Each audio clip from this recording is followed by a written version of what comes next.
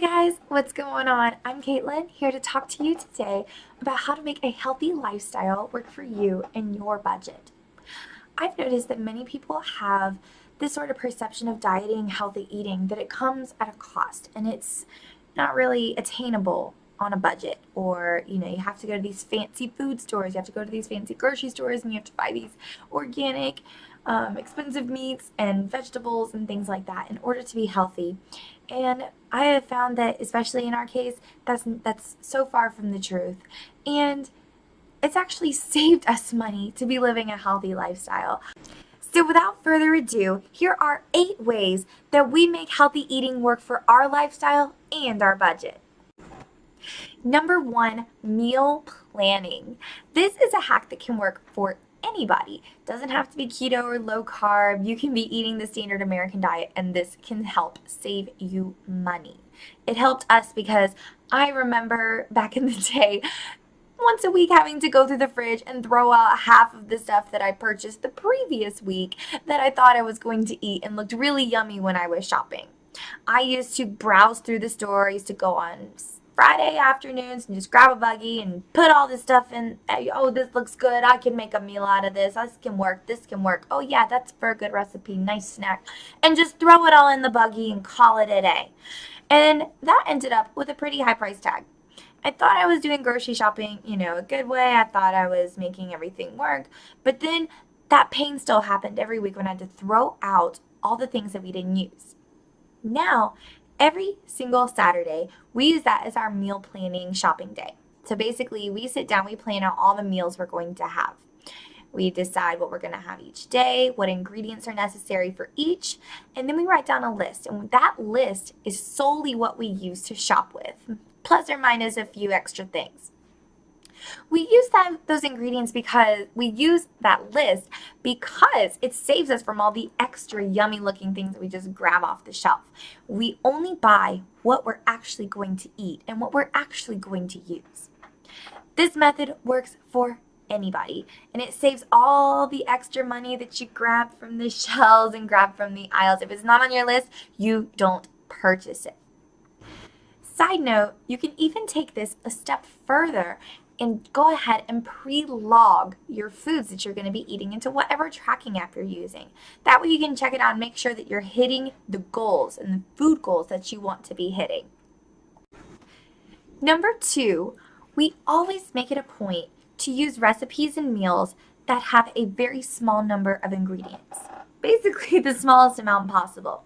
2 cookbooks that we have personally invested in are these 2 right here.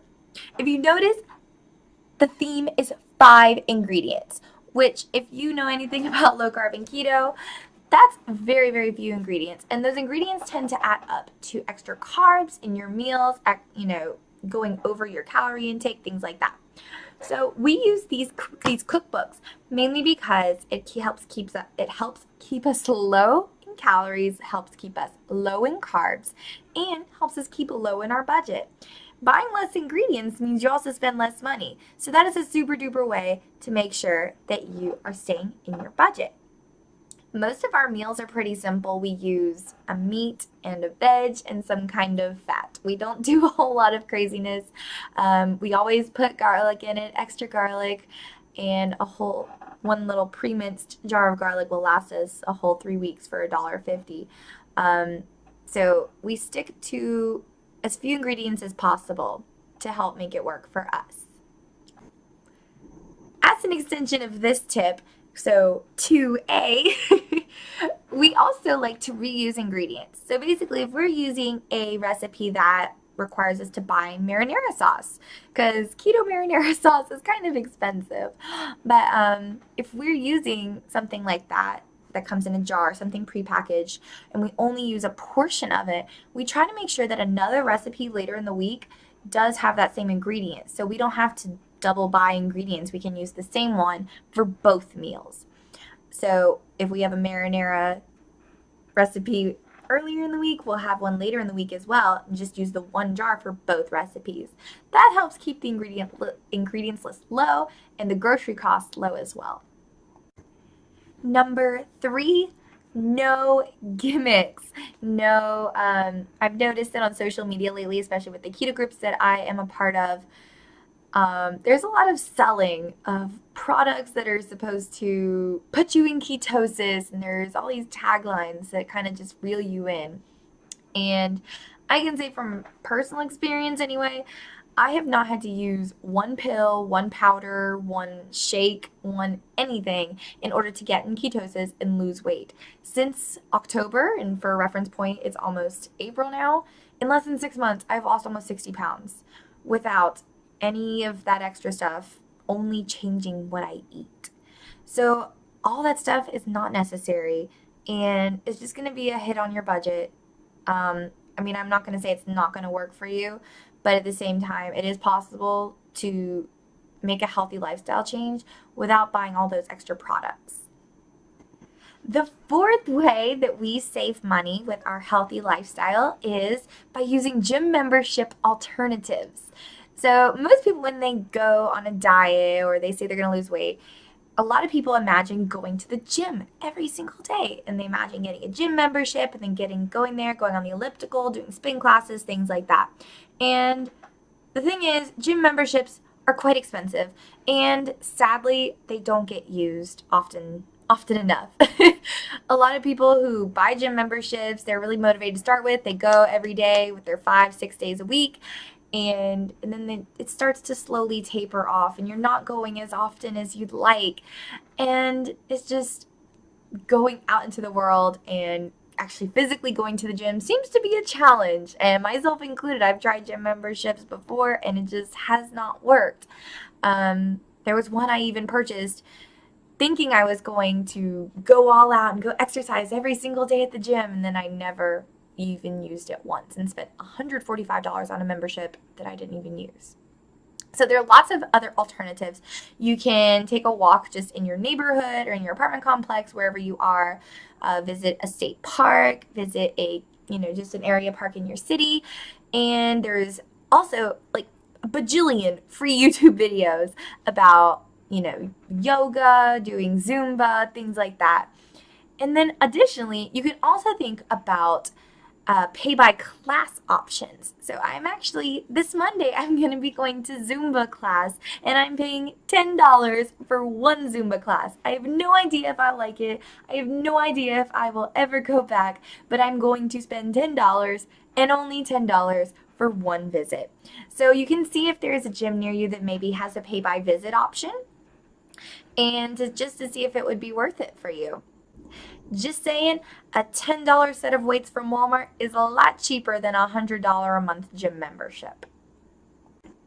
Number 5, we measure pretty much everything that either goes into a recipe or straight into our mouths, especially when it comes to snacks. I remember way, way, way back in the day, 6 months ago, when I was eating whatever I wanted. I could eat an entire one of those giant popcorns from the gas station that's like $2 only. I could sit and eat the entire thing in one sitting and not bat 2 eyelashes at it. And the thing is, I looked at the back of it, and it's supposed to be about 7 servings. So it kind of was a little bit of overeating. So now, especially now that we need to be watching and counting macros and things like that, we always check the back to check the actual serving size, and then we measure it out, whether it be with a scale, measuring cups. We have a huge set of measuring cups, and so many of them that our drawer is just busting out the seams with measuring cups. And we have our kitchen scale that also helps us measure out whatever we're eating, especially those snack foods, because they can add up super, super quickly. And this helps keep us on track with exactly what we're eating and if we're hitting our numbers for the day. And it also helps keep your budget, because with that $2 bag of popcorns that I was eating, I could have eaten the whole thing in one sitting and spent that $2, or I could have eaten the serving size and let it space out, and literally spent 1/7 of what I probably would have otherwise. If you measure especially your snacks and actually just look and check what the serving size is, you'll be much more likely to let your stockpile last longer, and it'll be a little while before you have to go back to the store and replenish whatever you use. Number 6. Now this one is going to seem a little bit counterintuitive to some of the other points that I've mentioned, some of the other tips, because number 6 is we make it a point to either go out to eat or plan a super fancy meal at home. Next week we are making crab cakes. Not too long ago we celebrated our 1-month wedding anniversary by going to a fancy seafood restaurant. And I know it seems kind of counterintuitive because this is all about saving money. But the thing is, it gives us something to look forward to with as far as like eating fancy foods and spending money on food. It really gives us something to look forward to, so we're not tempted to just go out and do something fancy on a whim. We would much rather it be planned and it be a part of that plan than be a whim, because then it just spirals out of control, and then you go to get steak Friday night, and oh, let's go next week too. So we make it a point to plan out our fancy meals. And what if we're going to be having a fancy dinner at home, we make sure that it is a planned event. Number 7. This one is a super fun one, especially if you're losing weight and you are starting to see results. One of the side effects of that is none of your clothes fitting anymore. I have a pair of work pants that they basically just fall right off me. I look like a cartoon character wearing them, and I go to work and I feel like people think I'm wearing pajamas or something to work, or sweatpants. They're like, I swear these are professional clothes. But anyway, so a fun side effect of, losing weight is your clothes not fitting, which can be both good and bad. So something you can do to help not necessarily save money, but maybe make a return is you can sell your clothes that don't fit anymore on Poshmark or thredUP or some other selling site. I've even seen clothes on Facebook Marketplace where people are selling clothes that they either don't use or just don't fit. I don't know why, they're just on Facebook Marketplace. So that can be an interesting and fun way to kind of make back some money, and you don't feel like you're just losing out just by throwing your clothes away or just straight up donating them to a thrift store or Goodwill. Extra moolah! And finally, number 8. This one is a really big one that we have done and it is the grocery store pickup. A lot of grocery stores, including Walmart, Publix, I've even seen Kroger's have it. There are a lot of different grocery stores that offer an option of grocery store pickup or even delivery. And this goes kind of along with my first point, where when you're in a store, you might see something you like and you kind of pick it up, put it in the cart, that sort of thing. And even though we had our meal plan, we were sticking to it, and we had our list that we were going to the store with, your eyes do wander, and there have been a couple times that I grabbed something that I probably didn't 100% need at that point, and I probably could have done without. So we use the grocery store pickup quite a bit, and it really prevents all that extra shopping that you do when you go to the store. All you have to do is go onto the website, plug in what you want, choose your pickup time, and just roll up to the store, and it's right there. At least that's how Walmart works. I haven't tried anywhere else. And also, Walmart has given me a ton of coupons to refer friends and things like that in order to use the grocery store pickup again and again and again. So there's some extra ways to make some more money with the grocery store pickup. Additionally, there's some added benefits, like you can go shopping in your pajamas, and you can drive to the store and pick up your groceries in your pajamas, and you can just do everything in your pajamas. You don't even have to get dressed or even shower or anything in order to go to the store and go grocery shopping. And they have everything ready for you. This is a big one that we've used, and I really think it saved us a lot of money. Compared to how much we used to spend on groceries. We really have cut down a lot, especially since starting this healthy lifestyle and this keto lifestyle. I hope you guys enjoyed this video. Hopefully you can use at least one of these tips to help you save money while eating a healthy lifestyle, or just in general. There were some tips that you don't even need to be on any sort of eating plan. So I hope to see you guys again soon. Bye!